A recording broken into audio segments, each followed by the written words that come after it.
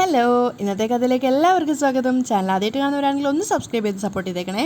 കുറച്ച് ദിവസമായിട്ട് നല്ല തിരക്കിലായിപ്പോയി, അതുകൊണ്ടാണ് വീഡിയോ ഒന്നും ഇടാതിരുന്നത്. അപ്പോൾ നമ്മൾ ഇന്നത്തെ കഥ സ്റ്റാർട്ട് ചെയ്യുന്നത് നമ്മുടെ മൂന്നാർ മുരുകനും അതുപോലെ അതായത് മനോഹറും മേരിയും കൂടെ, പുതിയ ക്രിസ്ത്യനായിട്ട് വന്നിട്ടുള്ള മേരിയും കൂടെ സംസാരിക്കുകയാണ്. ആ സമയത്ത് മനോഹർ പറയുന്നുണ്ട്, നിനക്കെന്തായാലും ഒരിക്കലും കിരണിനെയും കല്യാണിയും തമ്മിൽ വേർപിരിക്കാൻ സാധിക്കില്ല. നിനക്ക് രാഹുൽ തന്ന പണം തിരികെ കൊടുത്തിട്ട് ഇവിടുന്ന് എത്രയും പെട്ടെന്ന് പോകുന്നതാണ് നല്ലത്. അപ്പോൾ അവൾ പറയുന്നുണ്ട്, എന്തായാലും പണം വാങ്ങിച്ചു പോയില്ലേ, ഞാനൊന്ന് ട്രൈ ചെയ്ത് നോക്കട്ടെ, എനിക്ക് നിൻ്റെ സഹായം ആവശ്യം വരും. ആ സമയത്ത് മനോഹർ പറയാണ്, അവളൊരു പെണ്ണാണെങ്കിലും അവളുടെ കൈക്കൊക്കെ ആണുങ്ങളുടെ കരുത്താ, അതുകൊണ്ടാണ് ഞാൻ പറഞ്ഞത് സൂക്ഷിച്ചും കണ്ടുമൊക്കെ മുന്നോട്ട് പോകണമെന്ന്. ആ സമയത്ത് കോൺഫിഡൻസോട് കൂടി തന്നെയാണ് ക്രിസ്റ്റീന പറയുന്നത്, ഞാൻ അവരുടെ കമ്പനിയിൽ ജോയിൻ ചെയ്യിടുക, അതിനുശേഷം കിരണിൻ്റെ മനസ്സ് തുറന്ന് ഞാൻ അതിനകത്തൊരിടം കണ്ടെത്തും. അവൾക്ക് വ്യക്തമായൊരു പ്ലാൻ ഉണ്ടെന്ന് അറിയുന്ന സമയത്ത് മനോഹറിനും കുറച്ചൊരു സന്തോഷം തോന്നുകയാണ്. അവളെ കൺഗ്രാറ്റ്സ് ഒക്കെ പറഞ്ഞിട്ടാണ് വിടുന്നത്. അതേസമയം പ്രകാശിനെയും വിക്രത്തെയും കൂട്ടിയിട്ട് താൻ പുതുതായിട്ട് ലേലത്തിൽ പിടിച്ചെടുത്തിട്ടുണ്ടായിരുന്ന കൺസ്ട്രക്ഷൻ കമ്പനിയിലേക്കാണ് കാർത്തിക വന്നിട്ടുള്ളത്. ആ സമയത്ത് അച്ഛൻ്റെ മോൻ്റെ മുഖത്ത് ഭയങ്കര സന്തോഷമാണ്. മാത്രമല്ല കാർത്തിക പറയുന്നുണ്ട്, ഇതാണ് നമ്മൾ പുതുതായിട്ട് വാങ്ങിയിട്ടുള്ള LK കൺസ്ട്രക്ഷൻ കമ്പനി എന്നുള്ള കമ്പനി. ആ സമയത്ത് പ്രകാശം വിക്രത്തിനോട് പറയുന്നുണ്ട്, മക്കളെ, നാളെ മുതൽ കസ്റ്റമേഴ്സിനെ മുഴുവൻ കൊണ്ടുവരേണ്ട ചുമതല നിനക്കാ. അതിനുശേഷം കാർത്തികയോട് പറയാണ്, എൻ്റെ മോളെ, ഇവൻ ഒരുപാട് കൂട്ടുകാരുണ്ട്, അവരൊക്കെ വിചാരിച്ചാൽ കെട്ടിടം പണിയാനുള്ള മുഴുവൻ പണികളും നമുക്ക് തന്നെ കിട്ടും. വിക്രം പുഞ്ചിരിച്ചുകൊണ്ട് കാർത്തിക നോക്കുന്ന സമയത്ത് കാർത്തിക പറയുന്നുണ്ട്, അങ്ങനെയല്ല ക്യാൻവാസ് ചെയ്യേണ്ടത്, മാർക്കറ്റ് പിടിച്ചെടുക്കാൻ വേണ്ടി നമ്മൾ അങ്ങോട്ടേക്ക് പണം എറിഞ്ഞേ പറ്റൂ. പല കമ്പനികളും പൈസ ഇറക്കുന്നത് പ്രൊഡക്റ്റിന് വേണ്ടിയല്ല, അത് വിറ്റ് തീർക്കാനുള്ള പരസ്യത്തിന് വേണ്ടിയാ. അത് കേട്ട് സന്തോഷത്തോടു കൂടി വിക്രം പറയുന്നുണ്ട്, അതൊക്കെ ചേച്ചി പറഞ്ഞാൽ പോരെ, ഞങ്ങൾ അതുപോലെ ചെയ്യില്ലേ അല്ലേ അച്ഛാ? മോൾക്ക് ബിസിനസ് ചെയ്ത് നല്ല പരിചയമല്ലേ? കാർത്തിക ഫുഡ്സ് എന്ന് പറഞ്ഞാൽ തെക്കേ ഇന്ത്യ മുഴുവൻ പടർന്നു പന്തലിച്ച് കിടക്കുമല്ലേ? ആ സമയത്ത് കാർത്തിക പറയാണ്, അതിൽ കഠിനാധ്വാനം ഒരുപാടുണ്ട്, വെറും MBA ഡിഗ്രി കൊണ്ടൊന്നും അതിന് കഴിയില്ല. നല്ല അർപ്പണ ബോധമുള്ള തൊഴിലാളികൾ വേണം, അവർക്ക് ആത്മാർത്ഥതയും സത്യസന്ധതയും വേണം. പിന്നെ അത് തീർച്ചയായിട്ടും വേണം. അഥവാ ഒരു കള്ളൻ ഈ കമ്പനിക്കകത്ത് കയറിയാൽ പോലും ഞങ്ങൾ അവനെ നിമിഷ നേരം കൊണ്ട് തൂക്കിയെടുക്കും. പ്രകാശൻ കോൺഫിഡൻസോടെ പറയാണ്, കള്ളന്മാരെ കണ്ടുപിടിക്കാനുള്ള ഒരു പ്രത്യേക കഴിവാ എൻ്റെ മോന്. അഭിമാനത്തോടെ മോനെ നോക്കിക്കൊണ്ട് പറയാണ്. ആ സമയം കാർത്തിക ചിന്തിക്കുന്നുണ്ട്, ഇവനേക്കാളും വലിയ കള്ളന്മാർ ഈ ലോകത്ത് കാണുമോ? അപ്പോൾ വിക്രം പറയുന്നുണ്ട്, ചേച്ചി ഇനി കാർത്തിക ഫുഡ്സിൻ്റെ കാര്യങ്ങളൊക്കെ നോക്കി വിശ്രമിച്ചോ, ഇവിടുത്തെ കാര്യങ്ങളൊക്കെ ഞങ്ങൾ നോക്കാനില്ലേ ഇവിടെ, എങ്കിൽ നിങ്ങൾ വാ. കാർത്തിക നടക്കുകയാണ്. ആ സമയത്ത് പ്രകാശം വിക്രത്തിനോട് പറയുന്നുണ്ട്, എടാ മക്കളെ, കമ്പനി ലാഭത്തിലായി കഴിഞ്ഞാൽ കുറച്ചു കഴിഞ്ഞാൽ ആ കമ്പനി നമ്മുടെ പേരിലേക്ക് അവൾ എഴുതി തരും, അച്ഛൻ നോക്കിക്കോ, എല്ലാം ഞാൻ നോക്കി കണ്ടും ചെയ്തോളാം, വിക്രവും പറയുന്നുണ്ട്. അപ്പോൾ കാർത്തിക തിരിഞ്ഞു നോക്കിയിട്ട് പറയാണ്, അച്ഛനും മോനും സംസാരിച്ച് നിൽക്കുകയാണോ? അകത്ത് വന്നിട്ടൊരു ചടങ്ങുണ്ട്. ചടങ്ങോ? ആ, വന്നിട്ട് പറയാം. നേരെ MDയുടെ മുറിയിലേക്കാണ് അവർ രണ്ടുപേരെയും കാർത്തിക ആനയിച്ച് കൂട്ടിക്കൊണ്ടു പോകുന്നത്. ഇതാണ് MDയുടെ മുറി, അതായത് നിന്റെ മുറി. വിക്രത്തിനോട് പറയാണ്, കല്യാണി MD കസേരയിൽ ഇരിക്കുന്നതാണല്ലോ നിങ്ങളുടെ വിഷമം, എന്നാൽ ഇന്നത്തോടെ ആ സങ്കടം തീരും. ഞാൻ ജോത്സ്യനെ വിളിച്ച് മുഹൂർത്തമൊക്കെ എടുപ്പിച്ചിട്ടുണ്ട്, ഇപ്പം നല്ല മുഹൂർത്തമാണെന്നാണ് അദ്ദേഹം പറഞ്ഞത്. വിക്രം വേഗം ഓടിച്ചാടി ഇരിക്കാൻ പോയപ്പോഴേക്കും പ്രകാശം പറയുന്നുണ്ട്, അയ്യോ അങ്ങനെ പോലെടാന്നൊക്കെ പറയാണ്. അപ്പം വിക്രം പറയുന്നുണ്ട്, ചേച്ചി ഇരിക്കാദ്യം. ആ സമയത്ത് കാർത്തിക പറയാണ്, ഇവിടെ ബിസിനസ്സിൻ്റെ കാര്യത്തിൽ ഇങ്ങനെയല്ല, ഇവിടെ MD ആയിട്ട് ഇരിക്കാൻ പോകുന്നത് വിക്രമാണ്, അതുകൊണ്ട് വിക്രമാണ് ആദ്യമായിട്ട് ഇരിക്കേണ്ടത്. ആദ്യത്തെ കാര്യത്തിൽ തന്നെ വിക്രം പരാജയപ്പെട്ടല്ലോ അച്ഛാ എന്നൊക്കെ ചോദിക്കുന്ന സമയത്ത് വിക്രം പറയുന്നുണ്ട്, ഞാൻ ഇരിക്കാൻ പോവുമായിരുന്നു, പിന്നെ ചേച്ചിയോടുള്ള ഒരു ബഹുമാനത്തിൻ്റെ മുകളിലാണ് ഇരിക്കാതിരുന്നതെന്നൊക്കെ പറഞ്ഞ സംഭവം ക്ലിയർ ചെയ്യാണ്. അതിനുശേഷം കാർത്തിക പറഞ്ഞു കൊടുക്കുന്നുണ്ട്, വിക്രം, നീയാണ് ഈ കമ്പനിയുടെ MD, അതുകൊണ്ട് ആദ്യം നീ വേണം ഈ കസേരയിൽ ഇരിക്കാൻ, അതിന് നീ രണ്ടാമതൊന്നും ആലോചിക്കേണ്ട ആവശ്യമില്ല. അത് കേട്ടതും പ്രകാശം പറയുന്നുണ്ട്, എടാ മോള് പറയുന്ന കേട്ടില്ലേ, ഒരു കമ്പനിയുടെ MD എന്നൊക്കെ പറഞ്ഞാൽ നല്ലൊരു ആളായിരിക്കണം, ഇനി നീയാണ് ഈ കമ്പനി നിയന്ത്രിക്കാൻ പോകുന്നത്, നീയാണ് ഇവിടുത്തെ MD എന്നൊക്കെ പറഞ്ഞ് പ്രകാശം അങ്ങോട്ട് മോനെ പുകഴ്ത്തി കൊല്ലുകയാണ്. അതിനുശേഷം വിക്രം പോയിട്ട് MDയുടെ ചെയറിൽ ഇരിക്കുന്ന സമയത്ത് പ്രകാശം പറയുന്നുണ്ട്, കുറച്ചൊരു തലയെടുപ്പോടെ ഇരിക്കാനും പോസ്റ്റ് ചെയ്യാനൊക്കെ. എന്തിനാന്ന് വെച്ചാൽ ഈ ഫോട്ടോസ് എടുത്തിട്ട് എല്ലാവർക്കും അയച്ചു കൊടുക്കാൻ. അപ്പോൾ കാർത്തിക പറയണം, കുറച്ചു നേരം വെയിറ്റ് ചെയ്ത ഒരു കാര്യമുണ്ട്. അപ്പോൾ എന്തിനോ വേണ്ടിയിട്ട് കാർത്തിക പോയിരിക്കാന്ന് അവർക്ക് മനസ്സിലായി. തിരിച്ചു വന്നപ്പോൾ അവളുടെ കയ്യിലൊരു നെയിം ബോർഡ് ഉണ്ടായിരുന്നു. അതവിടെ വെക്കുന്ന സമയത്ത് MD വിക്രമാദിത്യ എന്നൊക്കെ എഴുതിയിട്ടുണ്ടായിരുന്നു. അതുകൂടെ കണ്ടപ്പോൾ പിന്നെ പ്രകാശനും മോനും സന്തോഷത്തിൻ്റെ അർമാദിപ്പായിരുന്നു. രണ്ടുപേരും കൂടി ചേർന്നിട്ട് ഫോട്ടോസൊക്കെ എടുക്കുകയാണ്. മാത്രമല്ല പ്രകാശും വിക്രം ഇരുന്ന പല പോസ്റ്റിലുള്ള ഫോട്ടോസൊക്കെ എടുത്തിട്ടുണ്ടായിരുന്നു. കാരണം ഇത് കല്യാണിക്കും ബാക്കിയുള്ള ആൾക്കാർക്കൊക്കെ അയച്ചു കൊടുത്തിട്ട് അഭിമാന പുളകിതനാവണമല്ലോ. കാർത്തിക വെറുപ്പോട് കൂടിയാണ് അയാൾ ഫോട്ടോസ് എടുക്കുന്നതൊക്കെ നോക്കി കാണുന്നതെങ്കിലും അതിനുശേഷം പറയുന്നുണ്ട്, എല്ലാവർക്കും അയച്ചു കൊടുക്ക്, എല്ലാവരും അസൂയോട് കൂടി നോക്കി കാണട്ടെ. കേട്ടവാതി കേൾക്കാത്തവാതി പ്രകാശം പറയുന്നുണ്ട്, എൻ്റെ മോളെ ഞാനിത് എല്ലാവർക്കും അയച്ചു കൊടുക്കും, ഇത് ഞാൻ ആഘോഷാക്കും. അപ്പോഴേക്കും കാർത്തിക പറയാണ്, ഇതാണ് ഇനി മുതൽ നിന്റെ കസേര, ഇളക്കം തട്ടാത്ത കസേര. ഈ കസേരയിൽ ഇരുന്നു കൊണ്ട് ഈ കമ്പനിയെ ലാഭത്തിൽ നിന്നും ലാഭത്തിലോട്ട് നയിക്കണം. അങ്ങനെ ഫോട്ടോസൊക്കെ എല്ലാവർക്കും ഒന്നിച്ച് ഫോർവേഡ് ചെയ്യാൻ വേണ്ടിയിട്ട് വിക്രത്തിനെ ഏൽപ്പിക്കുമ്പോൾ പ്രകാശൻ പറയുന്നുണ്ട്, എൻ്റെ മോളെ ഇന്നൊരുത്തി ഡൽഹി കിടന്ന് വാല് കുത്തി കഴിയുക.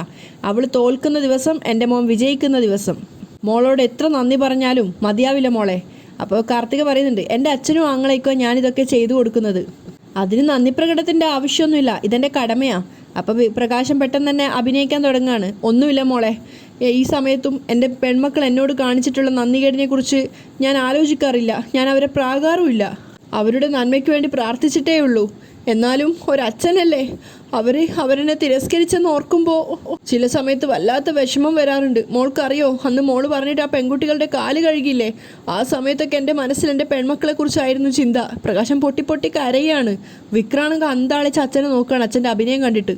എത്ര സ്നേഹിച്ചതാ ഞാൻ അവരെ, എന്നിട്ടും അവരെന്നെ ഉപേക്ഷിച്ച് കടന്നു കളഞ്ഞില്ലേ. പ്രകാശം പൊട്ടി കരഞ്ഞ് അഭിനയിക്കുകയാണ് കാർത്തികയ്ക്ക് മുന്നിൽ. വിക്രാണെങ്കിൽ അച്ഛൻ്റെ അഭിനയം കണ്ടിട്ട് അന്താളിച്ച് നിൽക്കുകയാണ്. ഞങ്ങളുടെ ഈ സമയത്ത് മോളെ ഞങ്ങളെ സഹായിക്കാൻ വന്നില്ലായിരുന്നെങ്കിൽ എന്നൊക്കെ പറഞ്ഞ് പൊട്ടി കരഞ്ഞിട്ട് അയാൾ പറയുന്നുണ്ട്, സോറി മോളെ, ഞാനിങ്ങനെ ആരുടെ മുന്നിലും കരയാറില്ല, ഒരു മിനിറ്റ് എന്ന് പറഞ്ഞ് പുറത്ത് പോയിട്ട് അവിടെ നിൽക്കുകയാണ്. അപ്പോൾ കാർത്തിക അയാളുടെ അഭിനയം കണ്ടിങ്ങനെ അന്താളിച്ച് നിൽക്കുന്നുണ്ട്. ആ സമയത്ത് പ്രകാശം പുറത്ത് പോയിട്ട് പൊട്ടിച്ചിരിക്കുകയാണ്. അയ്യോ പ്രകാശ, ഓവറാക്കല്ലേ എന്നൊക്കെ പറഞ്ഞ് അയാൾ എന്നെ സ്വയം നിയന്ത്രിക്കാൻ ശ്രമിക്കുന്നുണ്ട്. പക്ഷെ ഇതൊക്കെ കണ്ടുകൊണ്ട് അവിടെ CCTV ഉണ്ടായിരുന്നു. കാർത്തിക വിക്രത്തിനെ നോക്കുന്ന സമയത്ത് അവനും സങ്കടത്തോടെ ഇരിക്കുകയാണ്. അപ്പോൾ കാർത്തിക മനസ്സിൽ വിചാരിക്കുന്നുണ്ട്, ഈ മുറിക്ക് അകത്തും പുറത്തും ഒക്കെ ക്യാമറ സെറ്റ് ചെയ്തിട്ടുണ്ടോ, തൻ്റെ അഭിനയമൊക്കെ ക്യാമറ പകർത്തുന്നുണ്ട്. ഇതൊക്കെ പിന്നീട് ചിലരെ കാണിച്ച് ചിരിക്കണം എനിക്ക്. കിരണും രതീഷും കൂടെ പുറത്തു പോയ സമയത്താണ് കിരണിൻ്റെ ഫോണിലേക്ക് ആ മെസ്സേജ് നോട്ടിഫിക്കേഷൻ വരുന്നത്. എടുത്ത് നോക്കുന്ന സമയത്ത് വിക്രത്തിൻ്റെ പ്രകാശനെടുത്ത ഫോട്ടോസുകളാണ്. അത് കണ്ടപ്പോൾ തന്നെ കിരണിൻ്റെ മുഖത്താകെ ദേഷ്യം നിറയുന്നുണ്ട്. രതീഷ് അങ്ങോട്ട് വന്നപ്പോൾ കിരൺ പറയുന്നുണ്ട്, ഒരു സംഭവം പറഞ്ഞു തരാം. എന്താ സാറേ?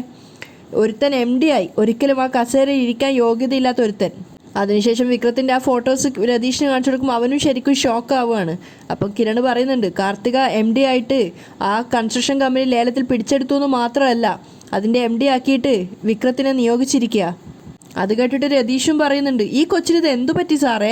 ആരെങ്കിലും ഇവനെപ്പോലെ ഒരുത്തനെ പിടിച്ച് MD കസേരയിലൊക്കെ ഇരുത്തുമോ? ഇതിൻ്റെ പിന്നിൽ എന്താണെന്നൊന്നും എനിക്കറിഞ്ഞൂടാ. അപ്പം രതീഷ് പറയുന്നുണ്ട്, സാറേ ഒരു കാര്യം ഉറപ്പിച്ചോ, ഒന്നുകിൽ അവനേക്കാളും വലിയ ഫ്രോഡായിരിക്കും അവള്, അല്ലെങ്കിൽ ഇങ്ങനെയൊക്കെ സംഭവിക്കുമോ? അപ്പം കിരൺ പറയുന്നുണ്ട്, എന്തായാലും അച്ഛനും മോനും അമ്മൂമ്മയ്ക്കൊക്കെ മേനി പറഞ്ഞ് നടക്കാനൊരു സംഭവമായി.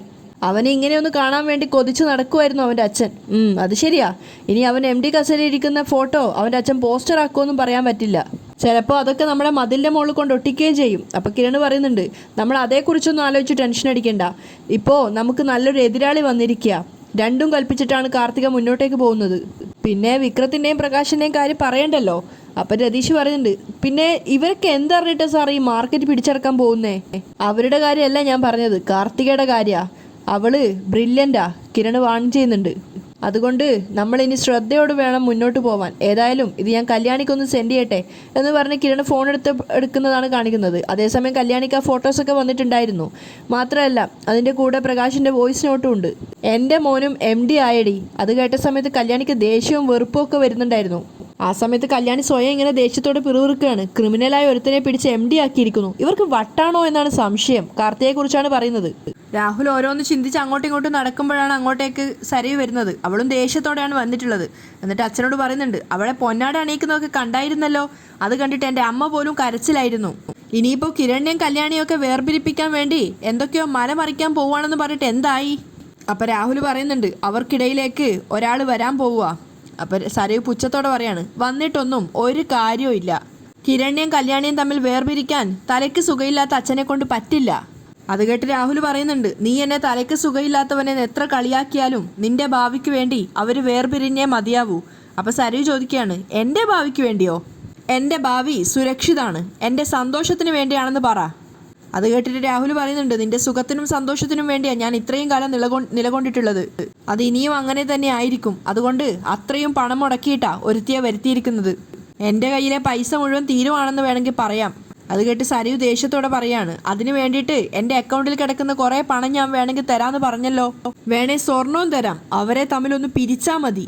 എൻ്റെ സ്വർണം മുഴുവൻ വിറ്റാലും സാരമില്ല. എനിക്ക് മനുവേട്ടനോടൊപ്പം അമേരിക്കയിൽ പോയിട്ട് ലാവിഷായിട്ട് ജീവിക്കാം. പിന്നെ എനിക്കെന്തിനാ സ്വർണവും പണമൊക്കെ? അത് കേട്ട് രാഹുൽ പറയുന്നുണ്ട്, കിരണിനെയും കല്യാണിയെയും വേർപിരിക്കാനായിട്ട് നീ എന്തൊക്കെ മുടക്കിയാലും അത് നിനക്ക് നഷ്ടമല്ല. എന്ന് വെച്ച് നിന്റെ പണവും സ്വർണവും ഒക്കെ ഇല്ലാതാക്കിയ അവസാനം നീ തന്നെയായിരിക്കും വിഷമിക്കാൻ പോകുന്നത്. സരയുവിനെ നോക്കിക്കൊണ്ട് അയാൾ പറയാണ്, നിനക്ക് അമേരിക്ക കാണാം, ചിത്രങ്ങളിലൂടെയും TV യിലൂടെയും. അല്ലാതെ ഈ ജീവിതത്തിൽ ഒരിക്കലും നീ മനുവിനോടൊപ്പം അമേരിക്കയിലേക്ക് പോവാമെന്ന് വിചാരിക്കണ്ട. അത് കേട്ടത് സരയു ദേഷ്യത്തോടെ പറയുന്നുണ്ട്, അതെ അച്ഛൻ കിരണിനെയും കല്യാണിയും തമ്മിൽ വേർപിരിക്കാന്ന് പറഞ്ഞത് ഞാൻ അങ്ങനെ കണ്ണുടച്ച് വിശ്വസിച്ചിട്ടൊന്നുമില്ല. അതും ഒരു ഭ്രാന്തായിട്ടേ കരുതുന്നുള്ളൂ. അതുപോലെ തന്നെ മനുവേട്ടനെ ഇഴിച്ചതായിട്ട് സംസാരിക്കുന്നതാ അച്ഛൻ്റെ ഒരു ഹോബി. അത് അച്ഛൻ്റെ തല തിരിഞ്ഞു പോയതുകൊണ്ടാ. അപ്പം രാഹുൽ പറയുന്നുണ്ട്, ഞാനൊന്നും പറയുന്നില്ല മോളെ. ആദ്യം നമ്മൾ വിചാരിച്ചതുപോലെ കാര്യങ്ങൾ നടക്കട്ടെ. കിരണും കല്യാണിയും രണ്ടായി കഴിഞ്ഞാ പിന്നെ അവർക്കിടയിലേക്ക് കടന്നു ചെല്ലാൻ നിനക്ക് എളുപ്പാ. അത് കേട്ടത് സരയുന് ദേഷ്യം കയറുകയാണ്. ഞാൻ എന്തിനാ അവർക്കിടയിലേക്ക് കടന്നു ചെല്ലുന്നേ? അപ്പം രാഹുൽ പറയുന്നുണ്ട്, എനിക്കും രൂപയ്ക്കും ഒരു സ്വപ്നമുണ്ട്, എന്നെങ്കിലും ഒരിക്കലും ഒന്നിക്കുമെന്ന് നീയും കിരണും തമ്മിൽ.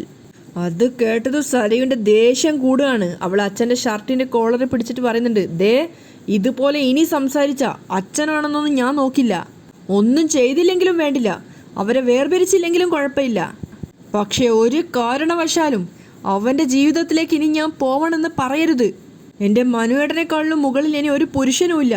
ഞാൻ കണ്ടതിൽ വെച്ച് ഏറ്റവും കൂടുതൽ സ്നേഹിക്കാൻ അറിയാവുന്ന ഒരാളാ എൻ്റെ മനുവേട്ടൻ. അത് ഞാനിനി മാറ്റി പറയുമെന്ന് അച്ഛൻ കരുതണ്ട. അച്ഛനെ വേണമെങ്കിൽ ഞാൻ തള്ളിപ്പറയും, പ്രത്യേകിച്ചും ഇപ്പോഴത്തെ അച്ഛനെ. പക്ഷേ ഈ ജന്മം മുഴുവൻ എൻ്റെ മനുവേട്ടനെ എനിക്ക് വേണം. രാഹുലിൻ്റെ നേരെ വിരൽ ചൂണ്ടിക്കൊണ്ടാണ് സരയു പറയുന്നത്. എന്നിട്ട് രാഹുലിനെ നോക്കി ദേഷ്യത്തോടെ അവൾ അകത്തേക്ക് കയറി പോവുകയാണ്. ആ സമയത്ത് രാഹുലിന് ഒന്നുകൂടെ ടെൻഷൻ ആവുന്നുണ്ട്, സരയു ഇത്രയും ഭ്രാന്തായിട്ട് മനോഹറിനെ സ്നേഹിക്കുന്നത് ആലോചിക്കുമ്പോൾ. പക്ഷെ അപ്പോഴും രാഹുൽ ചിന്തിക്കുന്നുണ്ട്, നീ ഇതൊക്കെ മാറ്റി പറയുന്ന ഒരു ദിവസം വരും. അപ്പോഴും നിന്നെ നെഞ്ചോട് ചേർത്ത് നിർത്താൻ എൻ്റെ അനന്തിരവൻ ഉണ്ടാവണം. ക്രിസ്റ്റീനെ ജോയിൻ ചെയ്യാൻ വേണ്ടിയിട്ട് RS കൺസ്ട്രക്ഷനിൽ വന്നിട്ടുള്ളത്. ആ സമയത്ത് കാറിൽ നിന്ന് ഇറങ്ങുന്ന കണ്ടപ്പോൾ തന്നെ അല്പം മോഡലായിട്ട് വേഷമൊക്കെ ഇട്ടിട്ടാണുള്ളത്. ആ സമയത്ത് തന്നെ വാച്ച്മാൻ ചിന്തിക്കുന്നുണ്ട്, ഇവളൊരു അഹങ്കാരിയായ ഒരു പെൺകുട്ടിയാണെന്നാണല്ലോ തോന്നുന്നത്. എന്തായാലും ഇവളുടെ വരവത്ര നല്ലതിനല്ല എന്നൊക്കെ അയാളിങ്ങനെ ചിന്തിക്കുകയാണ്. അതുപോലെ തന്നെ അവളാണെങ്കിൽ പുഞ്ചിരിച്ചുകൊണ്ട് ഒരു ലാസ്യ ഭാവത്തോടെയാണ് വരുന്നത്. നേരെ അകത്തേക്ക് പോയിട്ട് കയ്യിലിരുന്ന പേപ്പർ രതീഷിന് നേരെ നീട്ടുകയാണ്. ആ സമയത്ത് അവരത് വായിച്ചു നോക്കിയിട്ട് അത് ഇൻ്റർവ്യൂവിനുള്ള അപ്പോയിൻമെൻ്റ് ആണെന്ന് മനസ്സിലായിട്ട് അത് നേരെ നമ്മുടെ മാഗ്നയ്ക്ക് കൊടുക്കുകയാണ്. മാഗ്ന ആ പേപ്പറും കൊണ്ട് കിരണിൻ്റെ മുറിയിലേക്ക് ചെന്നിട്ട് പറയുന്നുണ്ട്, സർ ഇൻ്റർവ്യൂവിനുള്ള ആ പെങ്കൊച്ചു വന്നിട്ടുണ്ട്. അങ്ങനെ കിരൺ അവളെ വെൽക്കം ചെയ്യാണ്. അവൾ വന്നിരുന്നിട്ട് കിരൺ ഒരു ലാസ്യ ഭാവത്തിലാണ് നോക്കുന്നത്. പക്ഷേ കിരണിന് അത് മനസ്സിലാവുന്നുണ്ടായിരുന്നില്ല ആദ്യമൊന്നും. അങ്ങനെ അവൻ അവളോട് സർട്ടിഫിക്കറ്റ് ഒക്കെ ചോദിച്ച സമയത്ത് അതൊക്കെ വാങ്ങിയിട്ട് അവൻ പരിശോധിക്കുകയാണ്. അവിടെയാണ് ഇന്നത്തെ എപ്പിസോഡ് വൈൻഡപ്പ് ചെയ്യുന്നത്.